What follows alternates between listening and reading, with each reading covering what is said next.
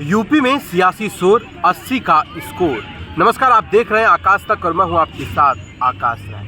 घोसी में मचा हुआ है घमासान। जहां भारतीय जनता पार्टी ने ओम प्रकाश राजभर के बेटे अरविंद राजभर को प्रत्याशी बनाया है, तो वहीं दूसरी तरफ समाजवादी पार्टी ने राजीव राय को लोकसभा चुनाव का प्रत्याशी घोषित कर दिया है।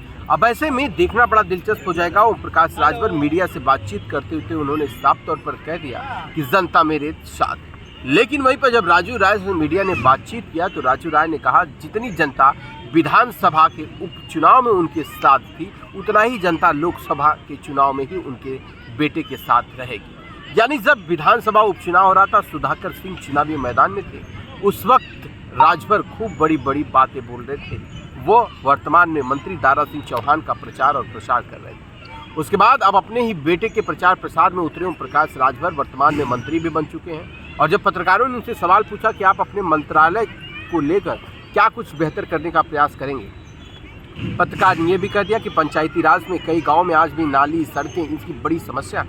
ओम प्रकाश राजभर ने कहा कि हमारी सरकार बेहतर कार्य कर रही है और हमारे योगी जी हर विधायक को 5 करोड़ रुपए इसके लिए दे रहे हैं। वहीं दूसरी तरफ उन्होंने कहा कि सांसदों को भी इसका पैसा आता है, तो क्या अगर माना जाए काम नहीं होता है तो इसका पैसा कहीं जाता है। ओम प्रकाश राजभर ने कहा वो पैसा खाने पीने ऐश करने के लिए नहीं भेजा जाता है, वो विकास कार्यों के लिए। उन्होंने अपने विधानसभा जहूराबाद का भी जिक्र कर दिया। अब ऐसे में देखना बड़ा दिलचस्प हो जाएगा कि 2024 के दंगल में क्या करा पाएंगे अपने बेटे का मंगल ओम प्रकाश राजभर, क्योंकि राजीव राय एक तरफ जनता की राजनीति करते हैं और वहीं दूसरी तरफ ओम प्रकाश राजभर जाति की भी राजनीति करते हैं।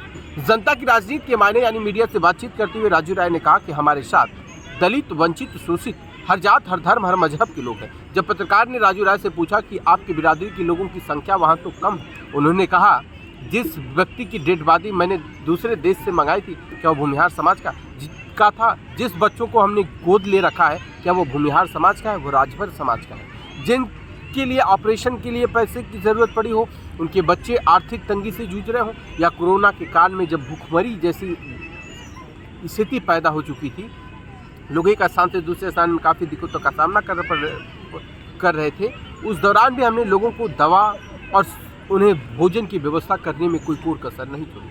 राजीव राय ने कहा हमने वह कुछ करके दिखाया, चूँकि पद हमारे पास भले नहीं था, लेकिन हमने वह सब कुछ किया जो पद रहने के बाद भी लोग बड़े बड़े वादा करते हैं और निभा नहीं पाते हैं। वहीं दूसरी तरफ ओम प्रकाश राजभर उनको लेकर कटाक्ष भी कर रहे हैं। उन्होंने कहा मैं ओम प्रकाश राजभर ने यह भी कहा कि हमने देखा कि टोल टैक्स के पास 120 से 130 गाड़ियों का काफिला था, लेकिन मुझे लग रहा है कि वो जब पता चला उनको ओम प्रकाश राजभर घोसी में आ रहे हैं तो उन्होंने यू टर्न ले लिया।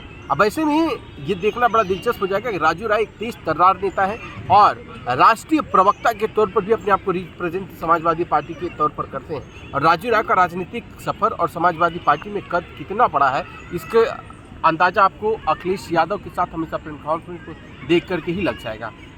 ये कहा जाता है कि जब 2012 या 14 के करीब में अखिलेश यादव और साथ ही साथ राजीव राय ने चुनाव को लेकर के जो रणनीति की थी, उसमें बहुत हद तक लोग उसका श्रेय राजीव राय को भी देते हैं। अब ऐसे में राजीव राय का पलड़ा कितना भारी होगा, अब ये अपने आप में सवाल है।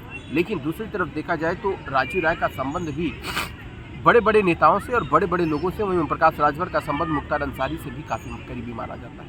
लेकिन अब ऐसे में सियासी समीकरण बहुत कुछ बदलेगा। एक तरफ पीएम फैक्टर भी वहाँ खूब चाप कर काम करेगा और वहीं दूसरी तरफ ओम प्रकाश राजभर को लेकर राजीव राय ने कहा कि उन्होंने विधानसभा उपचुनाव में अपनी बिरादरी का वोट उन्होंने दारा सिंह चौहान को नहीं दिला पाया।